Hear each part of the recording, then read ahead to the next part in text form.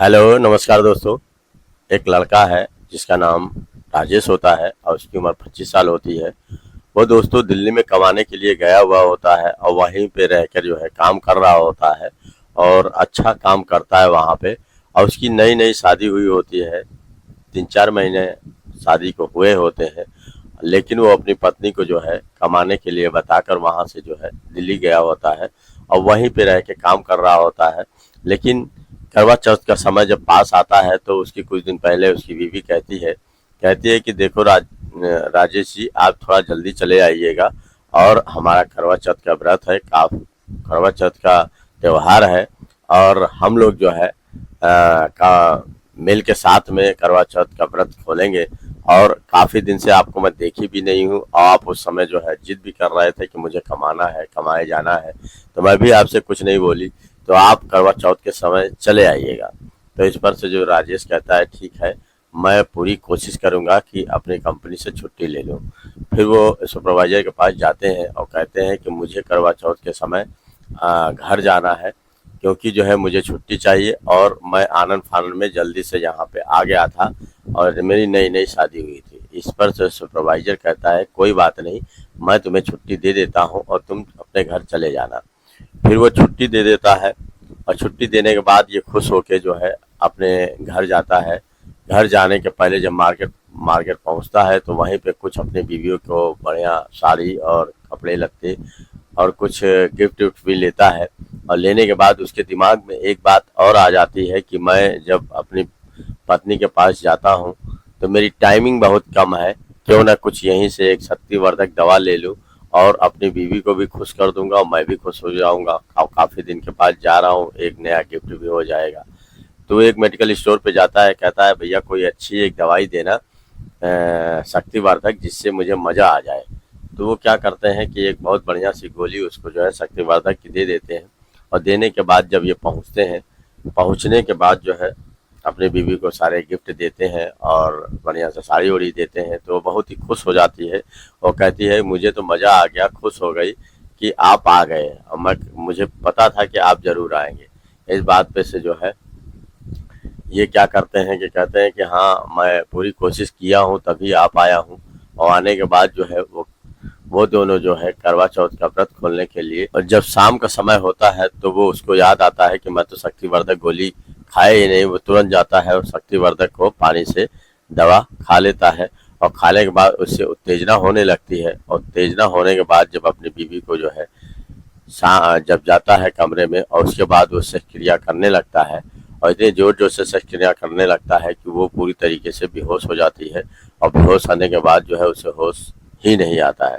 तो ये देखकर दोस्तों बहुत ही चौंक जाता है, उसको समझ में नहीं आता है कि अब अपनी बीवी के साथ क्या करूं और कैसे इसको दिखाऊं और क्या लोग समझेंगे। तो ये देखकर सन्न हो जाते हैं और होने के बाद इसको समझ में आता नहीं है। तो ये दोस्तों आप लोग को जो है कहानी विस्तार पूर्वक सुनाने जा रहा हूँ। और ये ऐसा क्या हो जाता है कि इस तरीके से जो है वो बेहोश हो जाती है और उसका आगे क्या होता है, ये पूरी कहानी सुनने के लिए आप हमारी यूट्यूब चैनल में बने रहिएगा और लास्ट तक सुनिएगा, तभी आप लोग को आगे की बात पता चलेगी कि आखिर वो औरत बची कि आगे बेहोश रही कि आगे उसके साथ क्या हुआ। तो ये पूरी कहानी लास्ट तक बने रहिएगा। और अगर नए हैं तो हमारे चैनल पर लाइक और सब्सक्राइब जरूर करिएगा, तभी आप लोग को ये पूरी कहानी समझ में आएगी और लास्ट तक सुनिएगा। तो दोस्तों ये कहानी बिहार की है। बिहार में दो दंपति रहते थे और उनका नाम जो है राजेश रहता है। उनकी उम्र 25 साल होती है और वो अभी नई नई शादी किए होते हैं, तो ज़्यादा नहीं, 4-5 महीने 3-4 महीने की शादी हुई होती है। और उनके पत्नी का नाम संजना होता है और उसकी उम्र 23 साल होती है। तो इनके माता पिता कुछ साल पहले ख़त्म हो गए होते हैं, तो ये जैसे तैसे अपनी शादी अभी करते हैं और करने के बाद जो है संजना को घर लाते हैं और संजना और ये दोनों साथ में रहते हैं और बहुत ही खुश रहते हैं। अच्छे से इनका परिवार चल रहा होता है, इन्हें कोई चीज़ की दिक्कत नहीं होती है, लेकिन फिर भी ये कमाने के लिए सोचने लगते हैं कि इस तरीके से यहाँ रहने से काम नहीं चलेगा, क्योंकि अगर ज़िंदगी चलानी है तो उसे पैसे की आवश्यकता होती है और पैसे कमाने के लिए फिर हमारे पास यहाँ उतना काम नहीं है और नहीं कर पाऊँगा। इससे अच्छा है दिल्ली चला जाऊं, दिल्ली में मेरे दोस्त काम करते हैं और अच्छा खासा पैसा कमाते हैं, और मैं भी वहाँ पैसा कमाऊंगा बीवी को, तभी तो पूरे ऐशो आराम और खुशियाँ दे पाऊंगा। तो इससे जो है इसकी बीवी जो है अपनी बीवी से कहता है कि देखो अब मुझे दिल्ली जाना है, कुछ दोस्त वहाँ पे हैं, तो मैं वहाँ जाऊंगा तो कमा के लाऊंगा, तो तुम्हें बढ़िया बढ़िया साड़ी और बढ़िया बढ़िया गिफ्ट और बढ़िया बढ़िया चीज़ दूंगा, क्योंकि यहाँ उस तरीके से मेरा काम नहीं चल रहा है और वहाँ काम मेरा चलेगा, तो तभी मज़ा आएगा। तो इस पे से बीवी भी कुछ नहीं बोलती है, कहती है कि अभी तो मेरी नई नई शादी हुई है और आप लोग अभी चले जाएंगे तो फिर कितने दिन वहाँ रहेंगे कोई पता नहीं है। तो कहता है कि परेशान मत हो, मैं जल्दी ही चला आऊँगा और फिर तुमको भी वहाँ लेके चला जाऊँगा, तुम परेशान मत हो। तो इस पर से वो कहती है जाइए। अच्छा, तो ये अपना कपड़ा वपड़ा पैक करता है और पैक करने के बाद जो है दिल्ली चला जाता है, और दिल्ली जाने के बाद एक बहुत बड़ी फैक्ट्री होती है, उसी में काम करता है और काम अच्छे से करता है। वहाँ का सुपरवाइजर भी बहुत खुश हो जाता है, कहता है लड़का वाकई जो है काम करने में बहुत माहिर है और बहुत अच्छे से ईमानदारी से काम करता है और समय पे आता है, समय पे जाता है। तो इसी तरह कुछ समय बीतते हैं दोस्तों, तो कुछ समय बीतते हैं तो इनकी बीवी से और इनकी बात होती रहती है। तो एक दिन होता क्या है कि इसकी बीवी इनसे कहती है कि देखो ऐसा है कि करवा चौथ आने वाला है और तुम थोड़ा जल्दी चले आना, क्योंकि जो है करवा चौथ में जो है मैं व्रत रखूंगी, तो उसमें आदमी का होना बहुत ज़रूरी रहता है, और तुम आ जाओगे तो मुझे बहुत खुशी होगी, क्योंकि काफ़ी दिन हुए मैं आपको देखी भी नहीं हूँ, और इसी बहाने हम लोग एक दूसरे से मिल भी लेंगे, अच्छा भी रहेगा, और पति का होना भी बहुत ज़रूरी रहता है करवा चौथ के टाइम पे। तो कहता है ठीक है, आने वाले समय में जब करवा चौथ आएगा तो उससे 2-3 दिन पहले मैं छुट्टी ले लूँगा और छुट्टी लेके तुम्हारे पास आ जाऊँगा। तो उसकी बीवी भी बहुत खुश हो जाती है, कहती है कि कम से कम मेरा पति मुझे ध्यान रखता है, मेरी बात समझता है। लेकिन उसके दिमाग में जो दोस्तों वो जब ये सुनता है तो एक बात उसके मन में घर कर जाती है, आ जाती है कि मेरी बीवी इतनी खुश है, लेकिन जब भी मैं अपनी बीवी के पास जाता था, कोई सेक्स वक्स करता था, तो उससे ये खुश नहीं होती थी और मैं तुरंत डिस्चार्ज हो जाता था, और मुझे ये कमी तो बहुत तगड़ी है और इससे पूरा मज़ा वो ले नहीं पाती थी, मुझे भी मज़ा नहीं आता था। तो क्यों ना इसमें जो है अगर मैं जाऊंगा तो उसको कुछ ना कुछ तो खुशी मिलनी चाहिए, तो क्यों ना मैं कुछ इंटरनेट पे देख लेता हूँ, कुछ दोस्तों से पूछ लेता हूँ, कोई शक्तिवर्धक गोली जो है कहते हैं कि शायद आधा आधा एक एक एक घंटा लोग शस्त्र क्रिया करते हैं, तो क्यों ना अब की बार मैं दवा खा के अपने पास बीबी के पास जाऊं, इससे वो खुश भी हो जाएगी और मुझे शर्मिंदगी भी नहीं उठानी पड़ेगी। तो पहले ही अपने दिमाग में बैठा रहा होता है और बैठा भी पूरी तरीके से लेता है, लेकिन उसके दिमाग में एक ही बात आती है कि क्यों ना मैं ऐसा काम करूं कि वो भी खुश हो जाए और मुझे शर्मिंदगी न उठाना पड़े। फिर दोस्तों करवा चौथ का दिन आने वाला होता है, तो 3 दिन पहले ही अपने सुपरवाइजर से कहता है कि सर मुझे छुट्टी चाहिए, और मैं छुट्टी ये करवा चौथ का जब त्यौहार ख़त्म होगा तो मैं जल्दी से आ जाऊंगा, तो आप मुझे छुट्टी दे दीजिए। तो इस पर से वो बड़ा खुश हो जाता है और उसको छुट्टी वो सुपरवाइजर कहता है ठीक है मैं दे दूंगा, और छुट्टी उसे दे देता है। तो ये क्या करता है कि अपना कपड़ा वपड़ा पैक करता है और वहाँ से रवानगी हो जाता है। दिल्ली से जब ये अपना बिहार की ओर आता है तो आते समय गांव से कुछ कुछ दूर पहले एक बहुत बड़ा मार्केट पड़ती है, तो मार्केट से अपनी बीवी को बहुत ही अच्छे अच्छे सामान और गिफ्ट और साड़ियाँ लेता है। लेने के बाद फिर उसके दिमाग में वही बात आती है कि मुझे कुछ मेडिकल स्टोर से दवा ले लेनी चाहिए।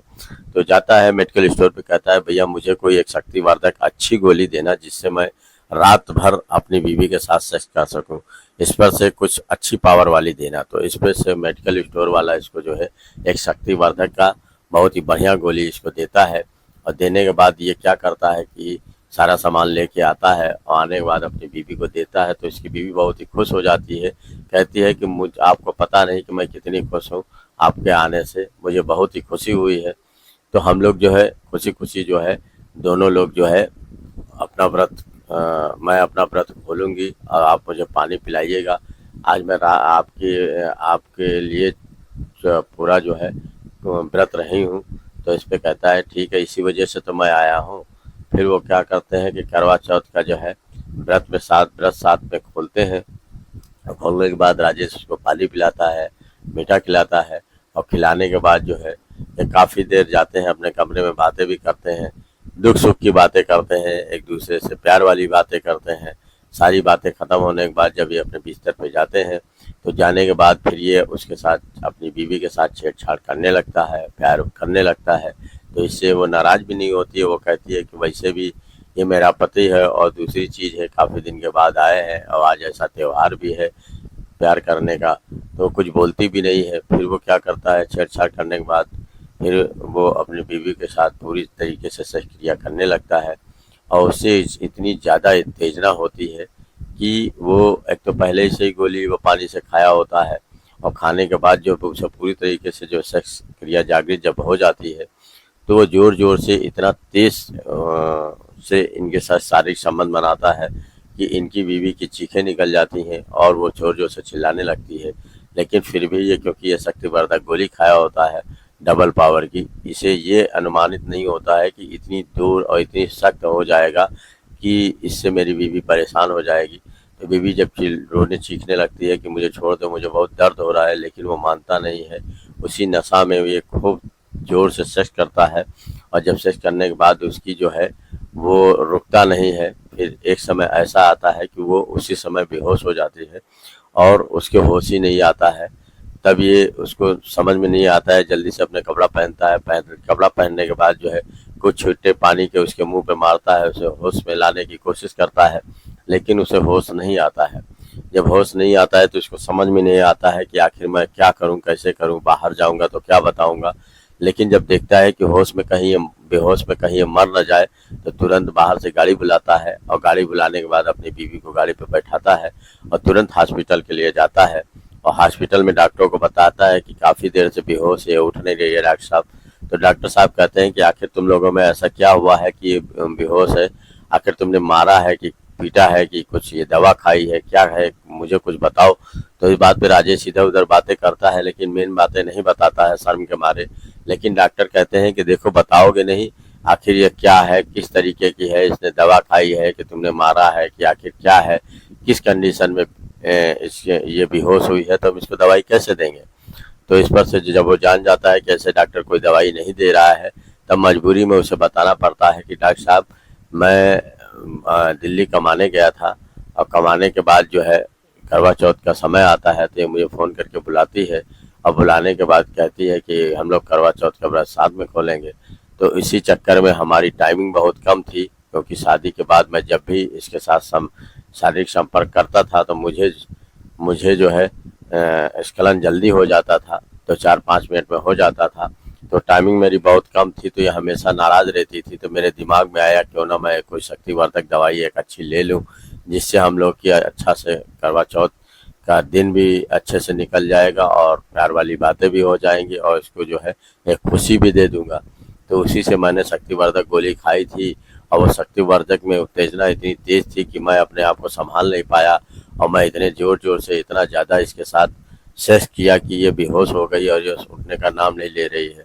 तो इसमें डॉक्टर कहते हैं कि अरे, तुमको इतनी शैतानियत थोड़ी दिखानी चाहिए थी, ये तो तुम्हारी बीवी थी ना। मान लीजिए तुम्हारा सेक्स के दौरान ज़्यादा खड़ा हो गया था, या ज़्यादा टाइट था, या ज़्यादा देर किए थे, तो रुक जाते। अगर रोज चिल्ला रहे थे, कुछ देर बाद कर लेते, या भागी थोड़ी जा रही थी, दूसरे दिन कर लेते। दवा तुम्हें मालूम थी, दूसरे दिन भी खा सकते थे, लेकिन ऐसा क्या तुम्हें आज ही इसके साथ ऐसा सेक्स करना है।